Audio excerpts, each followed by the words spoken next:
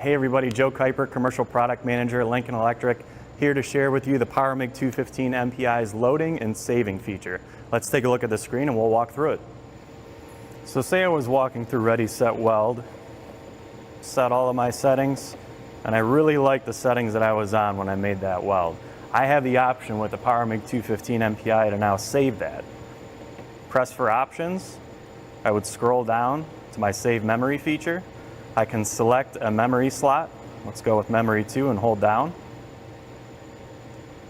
That setting is now saved into the machine. Next time I go to weld, to be more efficient and kind of skip those steps, I can go over to load memory.